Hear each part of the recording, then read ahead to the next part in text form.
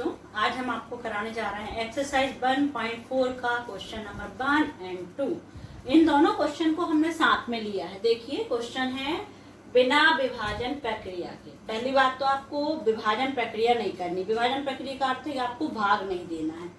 बिना विभाजन प्रक्रिया के बताइए कि निम्नलिखित परिमेय संख्याओं के दशमलव प्रसार शांत है या अशांत आवर्ती। हमने आपको इसके पहले वाले वीडियो में बताया था कि परिमेय संख्याओं के जो दशमलव प्रसार हैं, यदि हम हर का भाग जब अंश में देते हैं और परिमेय संख्या दशमलव के रूप में बदलती है तो उसके जो दशमलव प्रसार है या तो वो शांत होते हैं या कैसे होते हैं, अशांत आवर्ती। अशांत के बाद आवर्ती शब्द का लगाना आपका बहुत बहुत इम्पोर्टेंट है। तो दशमलव प्रसार या तो शांत होते हैं या अशांत आवर्ती होते हैं। लेकिन यहाँ पर तो क्वेश्चन में लिखा है कि बिना विभाजन प्रक्रिया के आपको बताना है, भाग नहीं देना है और आपको बताना है। तो इसके लिए हमने आपको दो रूल्स बताए थे कि यदि किसी भी परिमेय संख्या के हर के जब हम अभाज्य गुणनखंड करते हैं और हर के अभाज्य गुणनखंड में 2 और 5 आता है, केवल 2 या 5 या दोनों आते हैं, तो उस परिमेय संख्या का दशमलव प्रसार शांत होता है। ठीक है। और यदि किसी परिमेय संख्या के हर के अभाज्य गुणनखंड में 2 और 5 के अतिरिक्त अन्य और कोई गुणनखंड आए, जैसे 7 आ जाए, 3 आ जाए, 11 आ जाए, कोई भी अन्य हो 2 और 5 को छोड़कर, तो ऐसी परिमेय संख्याओं के दशमलव प्रसार अशांत आवर्ती होते हैं। ये आपको नियम बताया था। इसी नियम पर आधारित हम क्वेश्चन करेंगे। और हमने क्या किया है, क्वेश्चन नंबर 1 में ही क्वेश्चन नंबर 2 को भी ऐड कर दिया है। क्वेश्चन नंबर 2 में संख्याएं वही हैं, इसलिए मैंने ऐसा किया।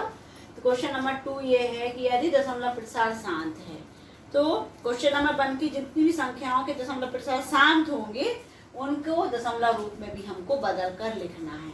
ठीक है। एग्जाम में यदि इतना क्वेश्चन आता तो इतना ही करेंगे, और इसके आगे आपसे दशमलव रूप भी पूछ रहे हैं शांत परिमेय संख्याओं के, तब हम इस क्वेश्चन को आगे भी सॉल्व करेंगे। अब देखिए हम कैसे करें।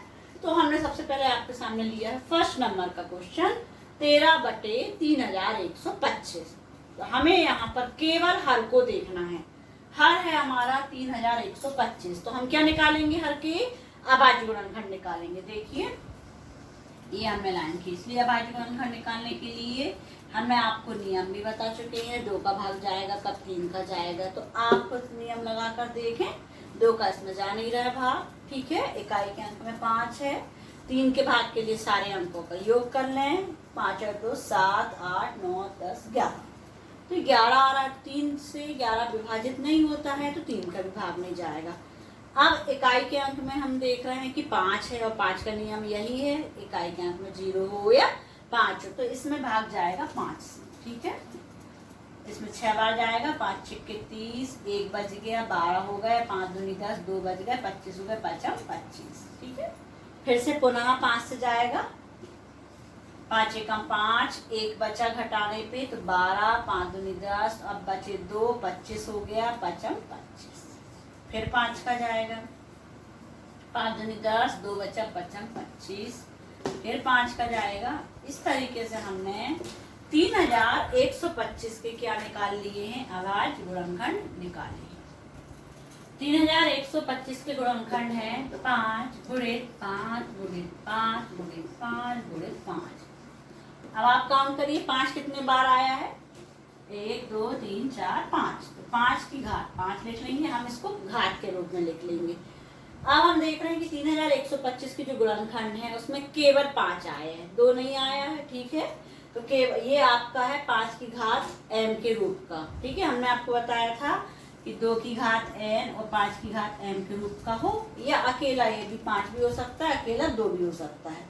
तो इसका दशमलव प्रसार, तो परिमेय संख्या का दशमलव प्रसार कैसा होगा, शांत होगा। तो हमको यहाँ पर कारण भी बताना होगा। चूंकि 3125 के अभाज्य गुणनखंड पूरा लिख दीजिए आप। 2 की घात m और 5 की घात n। याद कर लीजिए इस रूप को आप। 2 की घात m 5 की घात n के रूप का है। ठीक है। यहाँ पर देखिए n का मान कितना दिख रहा है आपको, 5। और यहाँ आपका 2 का पद नहीं है, 2 की घात m को हम 0 मान सकते हैं, किसी के ऊपर भी 0 की घात लगेगी बन जाएगा मान। तो 2 की घात m नहीं है, यहाँ पर 2 का कोई पद नहीं है, तो 2 की घात को आप 0 समझ सकते हैं, अंडरस्टूड है। 2 की घात यहाँ 0 हो गई, 5 की घात 5 हो गई, मतलब 2 की घात m और 5 की घात m के रूप का है। अतः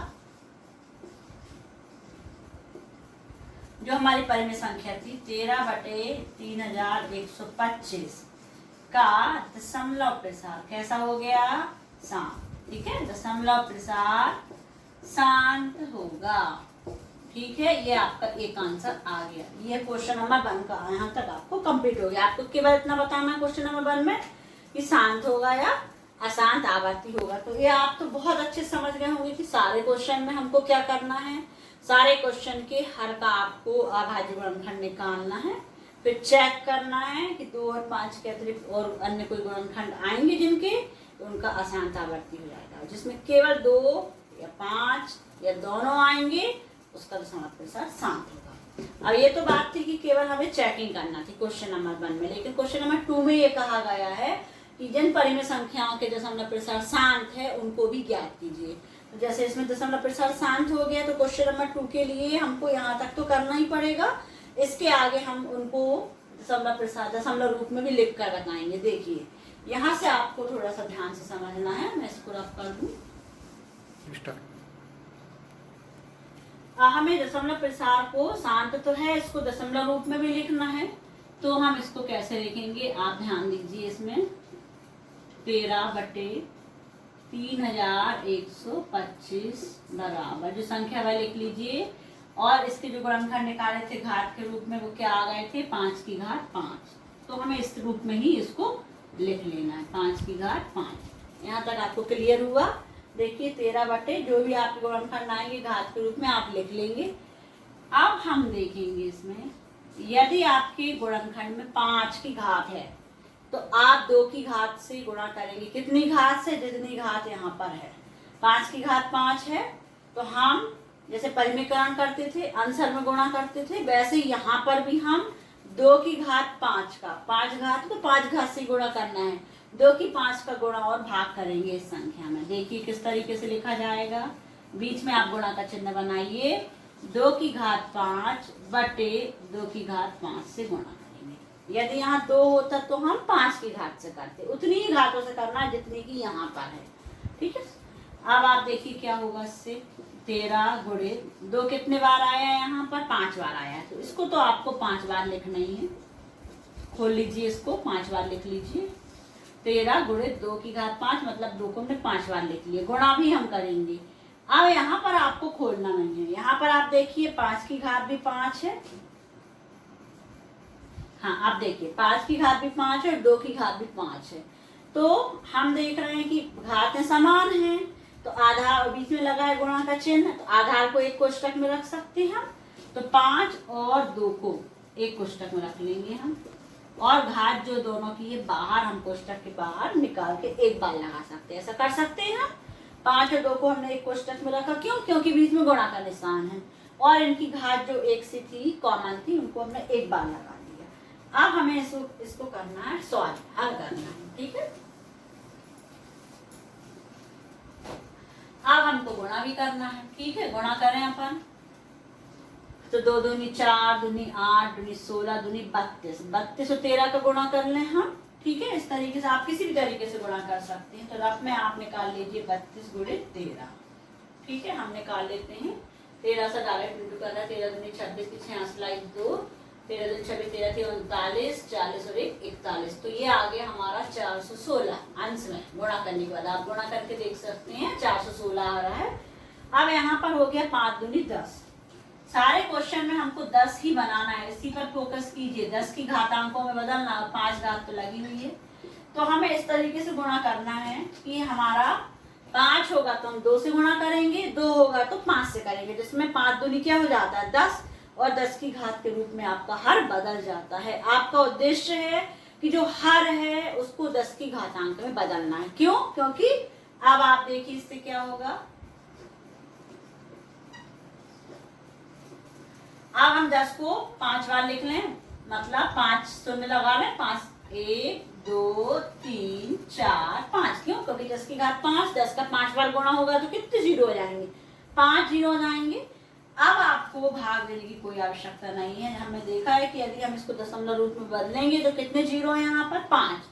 तो 5 अंक के बाद हम दाहिनी तरफ से चालू करेंगे और 5 अंक गिन के दशमलव लगा देंगे। आपने क्लास पहले की कक्षाओं में किया होगा, पिछली कक्षाओं में।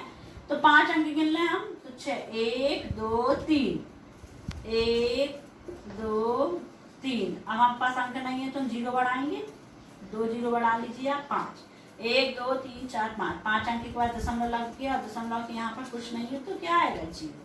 तो जो हमारी संख्या थी 416 बटे 1 लाख जो है हमारा, इसको हमने दशमलव के रूप में बदला। 1 2 3 4 5 शून्य थे तो 5 अंक वाले यहाँ से गिनना शुरू करेंगे और अंक गिनिए 1 2 3। 3 ही अंक हैं तो 5 अंक नहीं है तो 2 शून्य बढ़ा लेंगे हम और फिर दशमलव लगाएंगे। दशमलव के बाद कैसे तरफ का जीरो हम लगा सकते हैं। तो ये आपका जो दशमलव प्रसार था, जो संख्या थी आपकी 13 बटे 3125। हमने पहले ही बताया कि उसकी जो दशमलव प्रसार बिना भाग दिए बताया है कि शांत दशमलव है और उसके बाद उसको दशमलव प्रसार में बदलने का ये तरीका है। ये हमने दशमलव रूप में बदल दिया। ओके, अब इसके बाद हम तीसरा नंबर का क्वेश्चन करेंगे। सेकंड आप कर देखिए। ओके,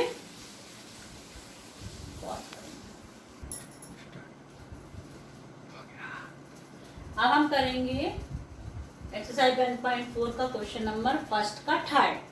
64 बटे 455। ठीक है, आपको बताना है कि दशमलव प्रसार शांत है, अशांत, आवर्ती है। और बस वही काम करना है हमको। 455 के अभाज्य गुणनखंड निकालना है।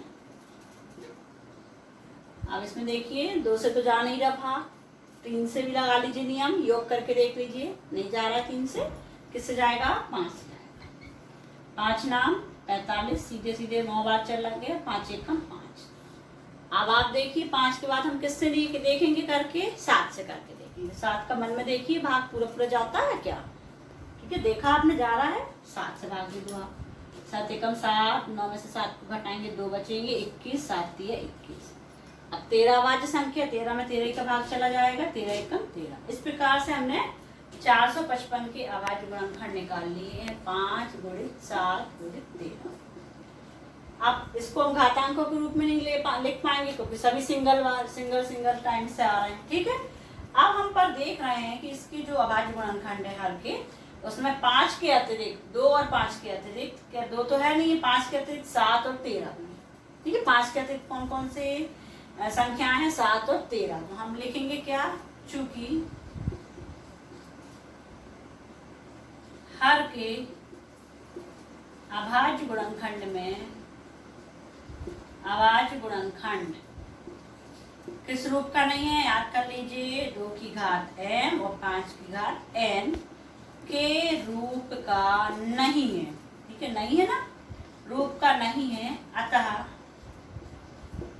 दी गई परिमेय संख्या कौन सी दी गई, उसको आप लिख भी सकते हैं। दी गई परिमेय संख्या 64 बटे 455 का दशमलव प्रसार कैसा कहलाएगा? बताइए आप। दशमलव प्रसार अशांत होगा और आवर्ती होगा। अशांत आवर्ती, ये लिखना बहुत इंपॉर्टेंट है। अशांत आवर्ती होगा। ये आपका क्वेश्चन एंड हो गया है। यहाँ पर आपको अशांत आवर्ती इससे इतना बताना था, शांत है अशांत। यदि शांत होता तो हम आगे इसको दशमलव रूप में बदलते। अब अशांत आवर्ती है तो ये आपका यहीं पर स्टॉप हो जाएगा। इसको आपको कुछ नहीं करना है। ठीक है, ये आपका क्वेश्चन आपका कंप्लीट हो गया। ओके।